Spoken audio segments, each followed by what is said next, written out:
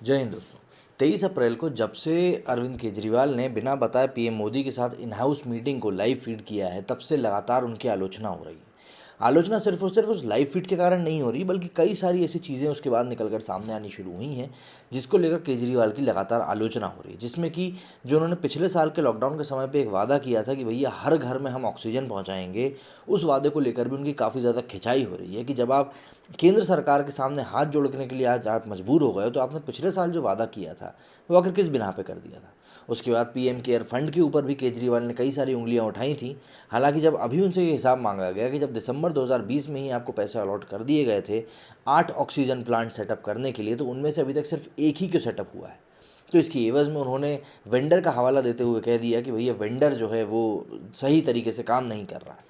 अब यहाँ पे मुझे ये समझ में नहीं आता, तो क्या सरकार की यहाँ पे कोई खुद की एक रिस्पॉन्सिबिलिटी नहीं होती कि भैया हम इस तरफ जाकर देखें कि भाई ये क्या चल रहा है, क्यों हो रहा है, क्यों समय पर काम नहीं हो रहा।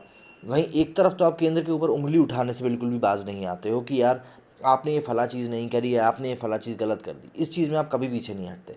वहीं जब आपके ऊपर सवाल किया जाता है तो आप इस तरह के बिल्कुल कुत्ते बिल्ली सरीखे बहाने बनाते हुए दिखते हो, क्योंकि ये सरासर गलत है। पहली चीज़ तो ये कि आपने जनता से जो वादे किए हैं उनको लेकर आप ही जवाब दें, क्योंकि आपके ऊपर किसी ने दबाव नहीं बनाया था वो वादे करने के लिए। और आज जब जनता आपसे उन्हीं चीज़ों को लेकर सवाल कर रही, तो आप ये कह रहे हैं कि भैया हम तो केंद्र के सामने हैं, केंद्र को करना है जो करना है, हम क्या ही कर सकते हैं, दिल्ली का ऑक्सीजन नहीं दे रहे हैं, दिल्ली में लोग बाहर के आ रहे हैं।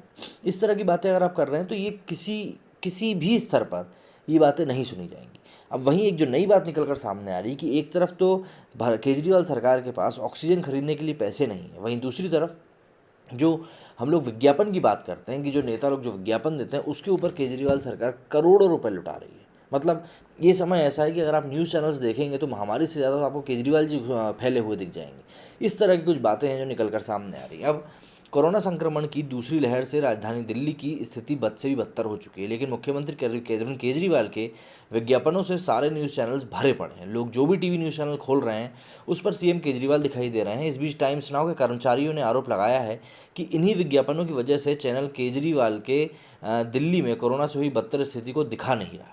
अब ये जो आरोप लगाए जा रहे हैं, ये आरोप कोई बाहर के पत्रकार या कोई बाहर के लोग नहीं लगा रहे हैं, बल्कि न्यूज़ चैनल के जो खुद के पत्रकार हैं वही इस आरोप लगा रहे हैं। अब ये स्थिति तब उत्पन्न हो जाती है जब आपके अंदर का थोड़ा ज़मीर होता है वो मरने से मना कर देता है और ये कहता है कि भाई जो स्थिति चल रही है आखिर हम उसके बारे में बात क्यों नहीं कर रहे हैं, जो स्थिति दिल्ली में चल रही है उसके बारे में हम लोग बात क्यों नहीं कर रहे हैं। कथित तौर से टाइम्स नाउ के कर्मचारियों ने टाइम्स ग्रुप के एमडी विनीत जैन को पत्र लिखकर दिल्ली में कोविड-19 के कवरेज पर आपत्ति जताई।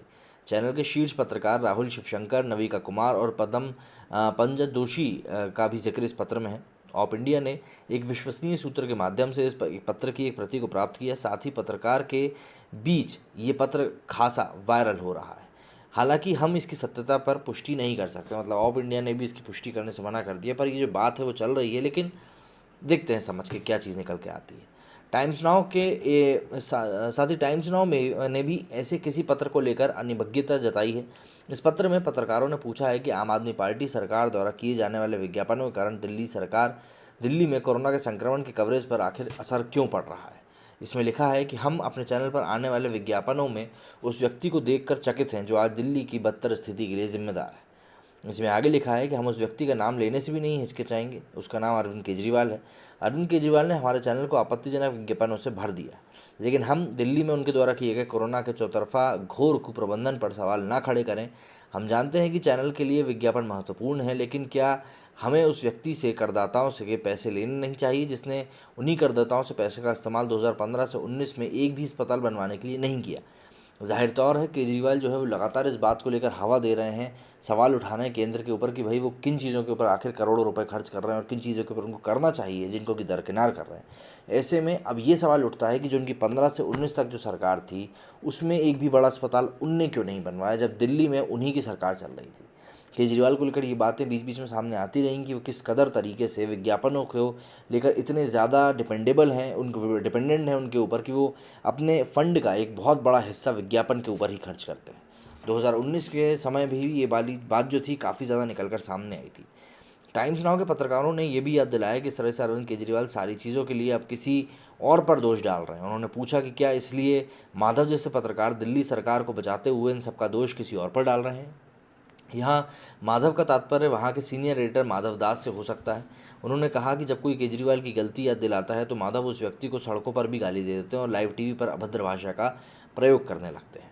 पत्रकारों ने दिल्ली हाईकोर्ट की टिप्पणी को भी याद दिलाया, जिसमें कहा गया था कि दिल्ली सरकार ने ऑक्सीजन की सप्लाई सुनिश्चित करने के लिए कुछ नहीं किया और ऊपर से दिल्ली की सीमा पर पहुंचे ऑक्सीजन के डिस्ट्रीब्यूशन के लिए भी कोई खासा प्रयास नहीं किया। पत्रकारों ने कहा कि दूसरी तरफ श्रेयसी उप मुख्यमंत्री मनीष सिसोदिया के ऑक्सीजन वॉर रूम वाला ट्वीट रीट्वीट कर रही हैं कि हमारा चैनल आप सरकार के प्रोपेगेंडा की मशीनरी बन गया है। मतलब यहाँ पे आप देखिए किस तरीके से एक न्यूज़ चैनल को कोई बाहर के व्यक्ति नहीं, कोई दूसरा व्यक्ति नहीं, बल्कि खुद के ही पत्रकार घेरने में लगे हुए हैं और पत्रकार भी इसीलिए घेर रहे हैं क्योंकि वो एक चलते फिरते प्रोपेगेंडा से परेशान हो गए हैं।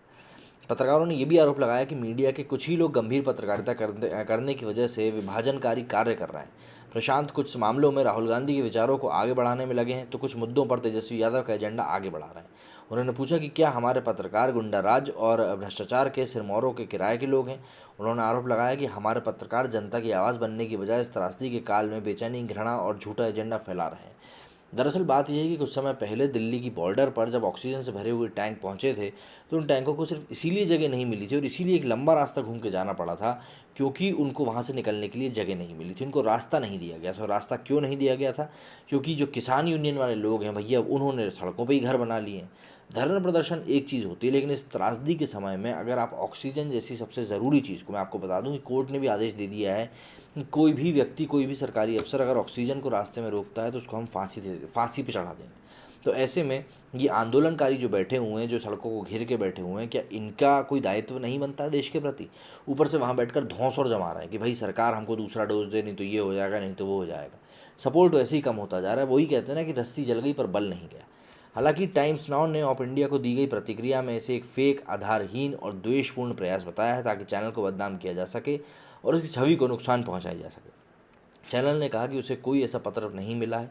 उसने ये भी कहा कि ये खुले और पारदर्शी संस्कृति वाला चैनल है जहां लोग अच्छे उद्देश्य के साथ मिलकर काम करते हैं। चैनल ने अपनी सालों की बनाई प्रतिष्ठा की भी बात करी। तो इस तरीके से चैनल जो है वो तो लगातार इस बात को दरकिनार कर रहा है, साफ कह रहा है कि भाई ऐसा कोई भी पत्र नहीं आया, ऐसा कोई भी पत्रकारों ने बात नहीं करी है।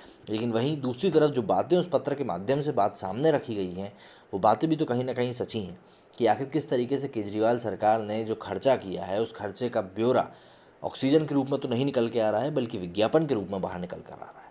अब कहीं ना कहीं अगर हम देखें तो ये बात तो गलत है ही ना कि आप ऐसे समय में विज्ञापन की बात कर रहे हो जब आपको ऑक्सीजन, आईसीयू, वेंटिलेटर, अस्पतालों के बेड, इन सब की बात करनी चाहिए।